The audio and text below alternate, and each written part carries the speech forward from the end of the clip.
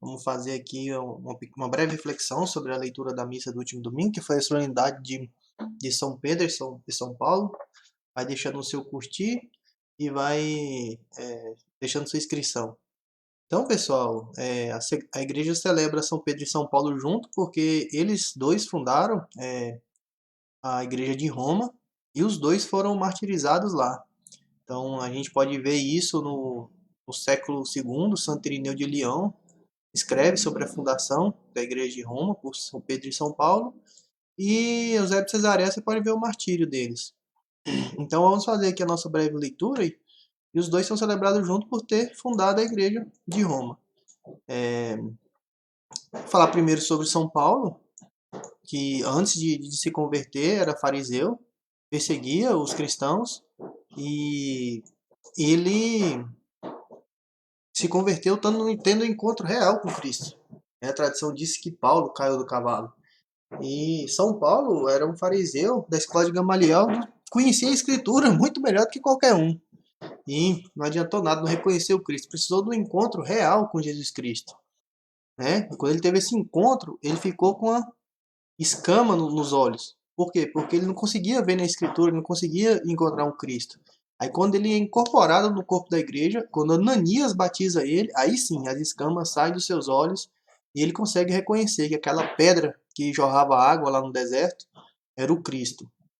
Como também os discípulos de Emaús, que estão caminhando com Cristo, mas não o reconhecem. Só reconhecem depois de um encontro real com Cristo no partir do pão da Eucaristia. Então, depois disso, pessoal, São Paulo passou por tudo. Passou fome, foi flagelado, passou por naufrágio.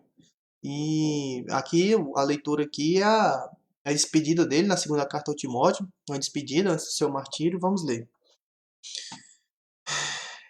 Caríssimo, quanto a mim, eu já estou para ser derramado em sacrifício. Que isso? O martírio de São Paulo, ele foi decapitado, pois ele tinha cidadã romana, e romano não poderia sofrer outra morte a não ser a decapitação. Aproxima-se o momento da minha partida. Combati o bom combate. Completei a corrida, guardei a fé. Então, o bom combate que São Paulo combateu foi de pregação da palavra de Deus. Então, você pode ver que o ícone de São Paulo é sempre um livro com uma espada, né? A palavra de Deus é como uma espada. E essa foi o bom combate de Pedro, bom combate da fé, né? Na pregação do evangelho, na apologética. E agora está reservada para mim a coroa da justiça, que o Senhor, justo juiz, me dará naquele dia. Então, no Apocalipse de São João mostra que os santos recebem uma coroa de Jesus Cristo. E não somente a mim, mas também a todos que esperam com amor a sua manifestação gloriosa. Então está aqui, a promessa da coroa eterna é para todos. Mas o Senhor esteve a meu lado e me deu forças. Ele fez com que a mensagem fosse anunciada por mim integralmente. Isso aqui é importante. Então a fé é uma coisa integral. Esse entendimento vem aos poucos da fé. Então, a mensagem foi passada de maneira integral por São Paulo e ouvida por todas as nações. E eu fui libertado da boca do leão. Tá certo? Foi libertado da boca do leão, que é da morte, da condenação eterna, da escravidão do pecado. Então, é a liberdade que Cristo nos libertou do pecado. O Senhor me libertará de todo o mal e me salvará para o reino celeste. A Ele a glória pelos séculos dos séculos. Amém. Palavra da salvação. Então tá aqui essa linda despedida de São Paulo. E aí, vamos aqui agora para o Evangelho, passagem conhecidíssima, né? Muito disputada. Naquele tempo, Jesus foi à região de Cesareia de Filipe. Ele perguntou aos seus discípulos: quem dizem os homens ser o Filho do Homem? Eles responderam: alguns dizem que é João Batista, outros Elias. Estavam esperando Elias, mas Elias é quem? João Batista. Outros ainda que é Jeremias, o profeta Jeremias. O pessoal nesse tempo ainda acreditava na reencarnação. Ou algum dos profetas. Então Jesus lhes perguntou: e vós, quem dizeis que eu sou? Simão Pedro respondeu: tu és o Messias, o Filho do Deus vivo. Respondendo, Jesus disse: feliz és tu, Simão, filho de Jonas, porque não foste Não foi um ser humano que te revelou isso, mas o Pai que estais nos céus. Por isso eu te digo, tu és Pedro, e sobre essa pedra construirei a minha igreja. Algumas traduções está, edificarei a minha igreja. E o poder do inferno nunca poderá vencê-la. E as portas do inferno nunca prevalecerão contra ela.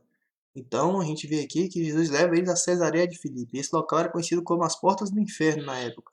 Então lá na porta do inferno, Jesus faz essa promessa de edificação da igreja e que as portas do inferno nunca poderão vencê-la.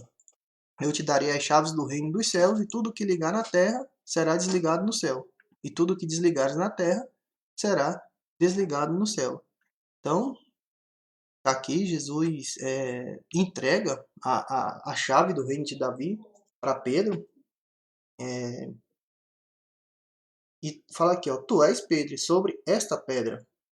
Como saber que essa pedra aqui é Pedro? Muito fácil, é só ir em João 1, João 1,42. A primeira vez que Jesus vê o São Pedro, ele fala, tu és Simão, filho de João, e será chamado Quefas, que quer dizer pedra. Então, na Sagrada Escritura, toda vez que alguém é trocado o nome, esse alguém tem uma missão especial. Abrão se tornou Abraão, pai das nações. Jacó se tornou Israel.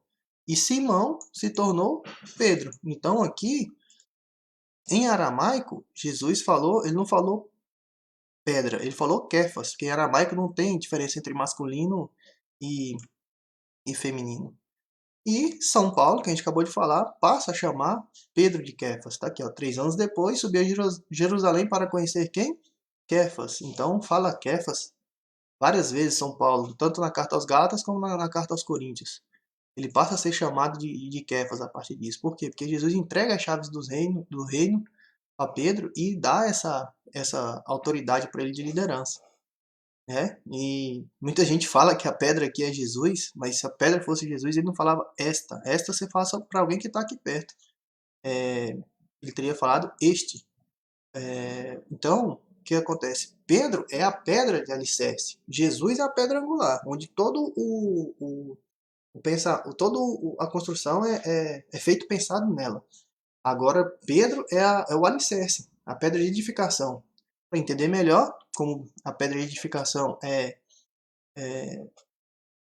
Pedro, é só ler a parábola da casa. Todo aquele, em Lucas 6,47, todo aquele que vem a mim, ouve minhas palavras e as pratica, eu vos mostrarei a quem é semelhante.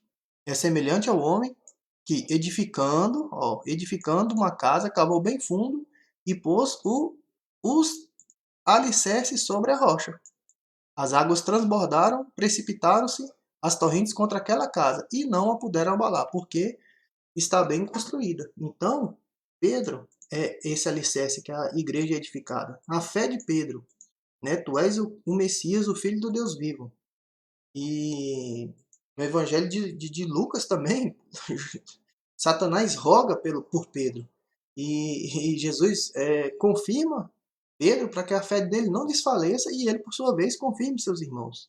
Então tá aqui.